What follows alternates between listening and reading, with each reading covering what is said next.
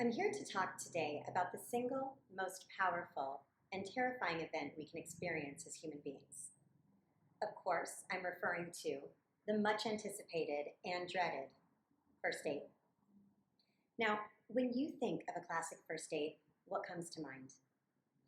Most of us picture two people nestled in a corner booth in a dimly lit restaurant, smiling and flirting, both on their best behavior, laughing, leaning in, trying their hardest to stay optimistic, hopeful that this could be it, that this one could be the one. Romantic, right? Yet, single people in our modern dating culture paint a very different picture of their experience, and typically it's a negative one. As a professional matchmaker and date coach, I have been on the receiving end of feedback after a first date from over 20,000 singles.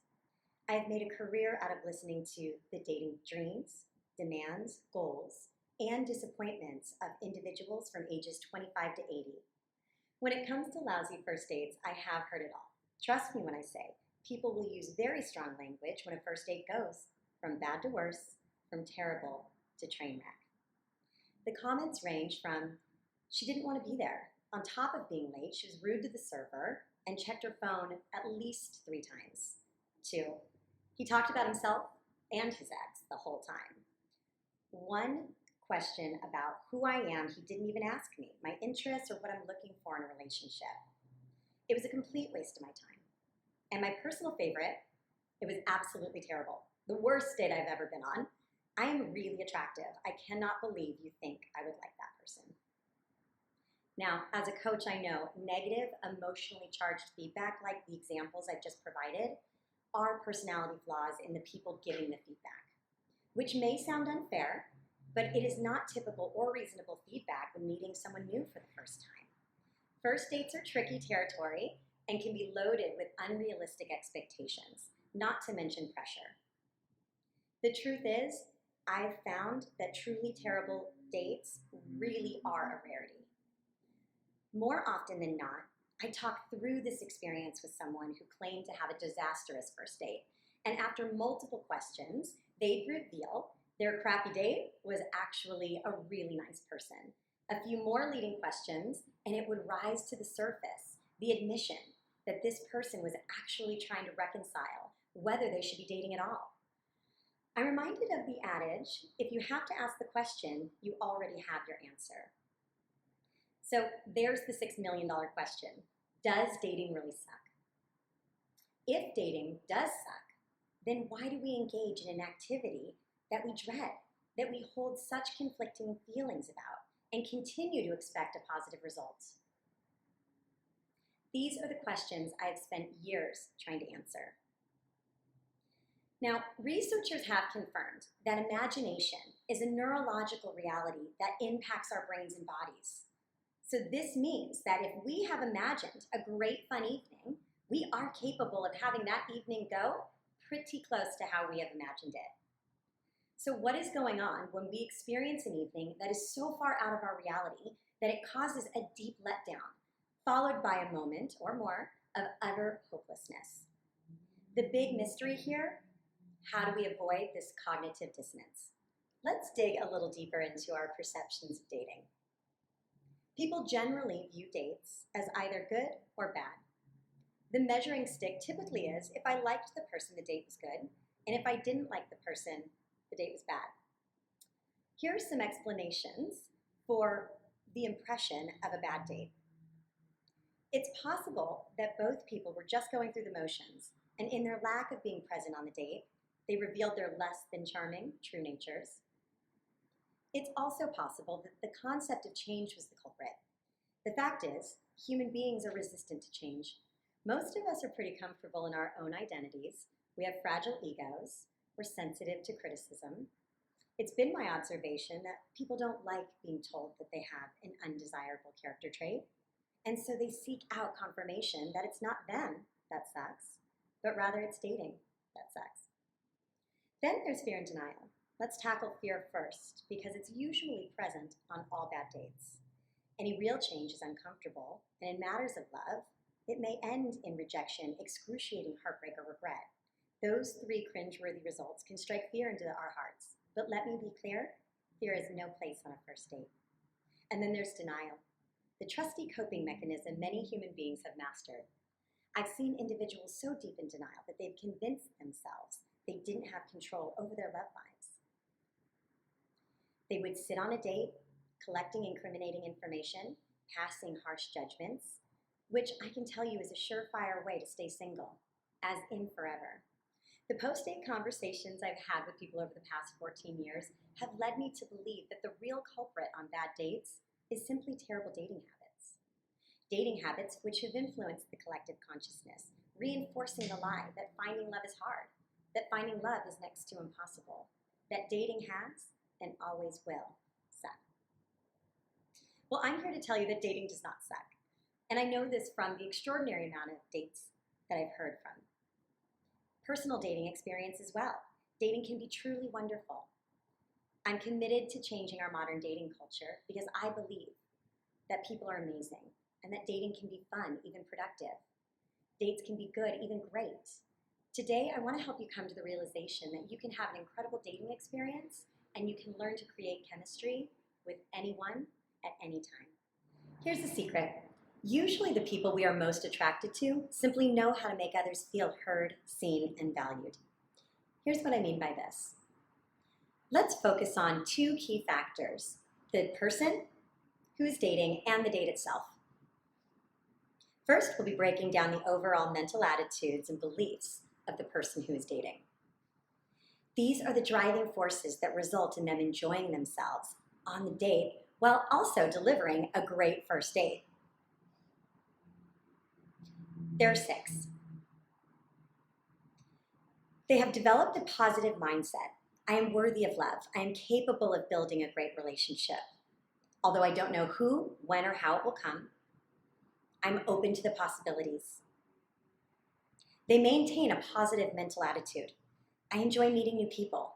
I notice when I have a strong connection with someone, and I feel comfortable communicating my interest without fear of rejection. They possess engaging conversation skills. I have things to say, stories to tell, and interesting questions to ask. They make the effort. If I have committed to a date, I prioritize it as important. I will also be transparent in my interest or lack of interest. They have a strategy. I have a good idea of what a comfortable place and balance of building intimacy looks like for me. They embrace their creativity. I am open to new adventures. Exploring parts of my personality on fun dates lights me up. I enjoy allowing others to impact my life in positive ways. Now let's explore the date itself. So, what defines a date?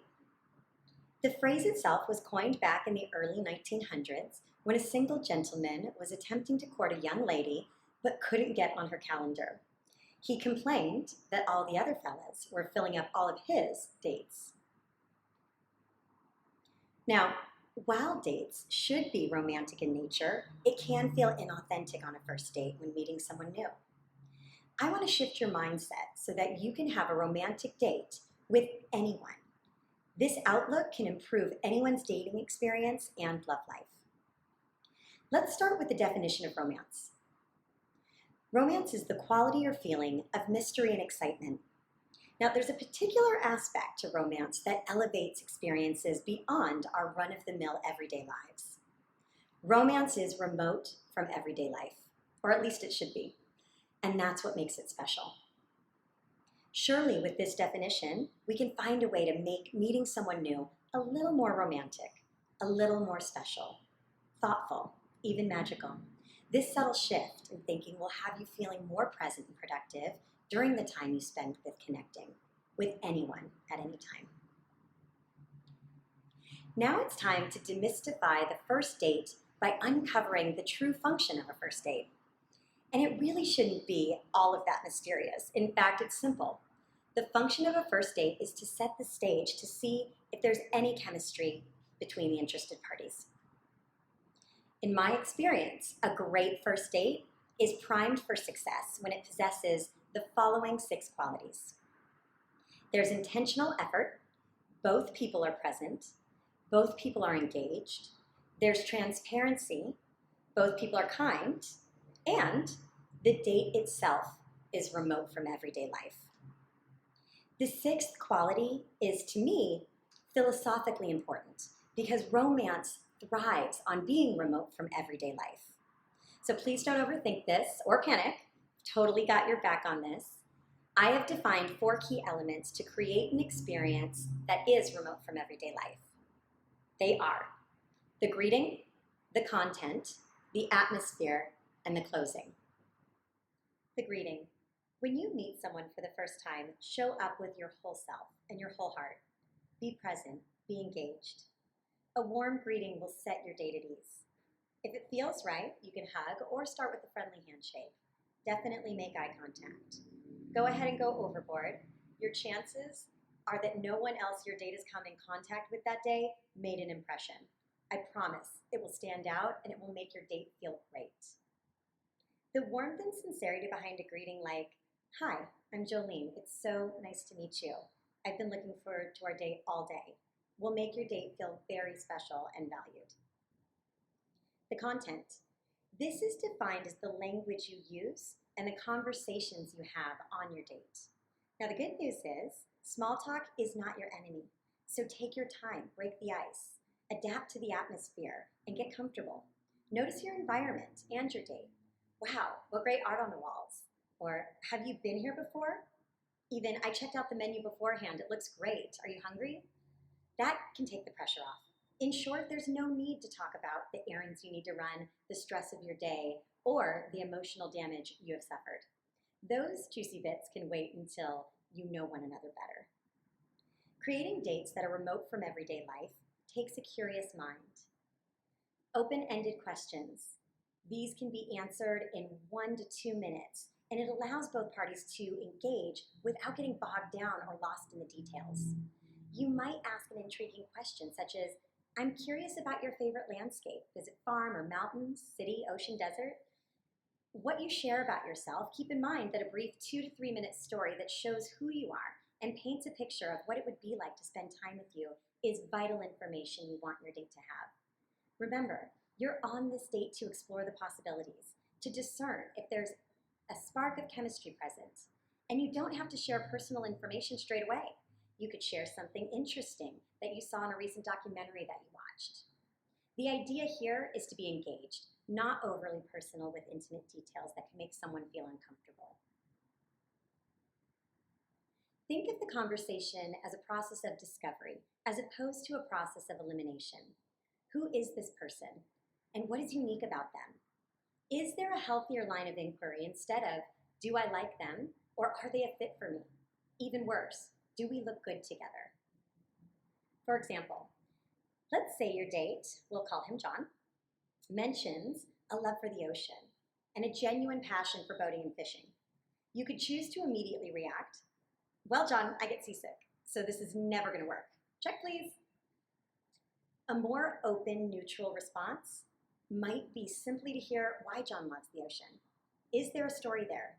Maybe there's an endearing element at play here, like his most cherished memory was fishing with his father, or spending childhood summers learning to surf.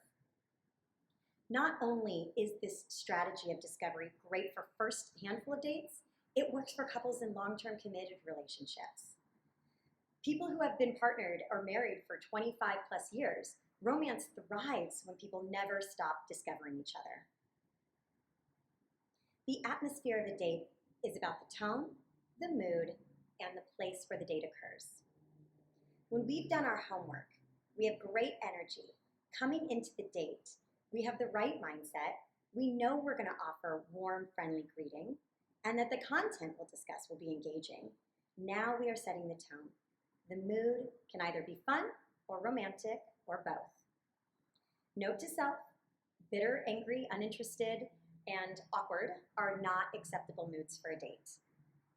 The place where the date occurs is where you line up your imagination with reality to create an epic date. So get creative. Be a woman or man about town. Spend time on restaurant websites. Google the local event calendar. Call a friend who's well connected. Get some ideas. A first date is an awesome time to say yes to the element of surprise. The ultimate factor in atmosphere is thoughtfulness. Just be extremely thoughtful and you cannot lose. The closing. This step is all about making an agreement, about coming to a mutual understanding, about sealing the deal. As the saying goes, while none of us like being manipulated, who doesn't like getting next to their yes? I know I do, and I'm not alone in this. People love being closed. However, it needs to be their decision. Both parties need to leave the first date with the next step. Our brains need a narrative to make sense of what happened on the date. And bonus points, this will curb your analytical mind. The problem is singles in the dating world spend their dates being awkward simply because they dread an awkward ending. So let's take the awkwardness out of it. If you followed all of my advice to this point on a date, there is absolutely zero chance of an awkward ending on your date.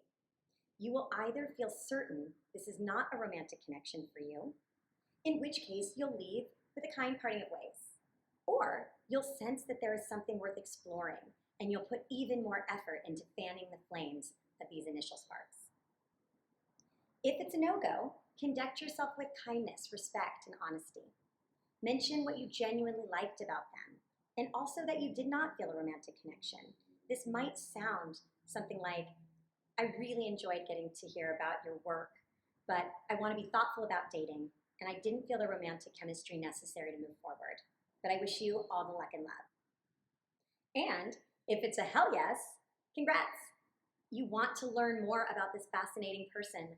Follow through is key here, or both parties can fizzle. So better to stand firm on creating another date to get your chemistry cooking. This is where clear, direct communication with no assumptions is helpful. It can be as simple as, this was a really fun date. I'd love to continue our conversation. Would you? If it's a yes, you can close with, great, I'll call you tomorrow. The closing aspect is challenging for 90% of singles. If you can figure out this last part, you are basically levitating in the dating world. And if you apply my advice and keep your attitude positive, you stand a very strong chance of succeeding. Lastly, if you are watching this, you are clearly someone who genuinely cares about your romantic relationships. And I thank you for allowing me to be a voice for change. I invite you to join me as a force for good in an otherwise uncertain and insecure dating world. The truth is, the world needs more leaders, and I cannot think of a better way to create change than by dating. And yes, I do mean dating powerfully, dating often, and dating boldly with no apologies. People know every time you go on a date and are kind to someone, it has the potential to make a huge difference in their lives. When we connect with others in an authentic way, it's been scientifically proven that our body chemistry changes. We are rebuilt from this experience into a slightly better, more open-hearted, and optimistic person after a great date, be it first, second, or third. So welcome to my Great Date movement.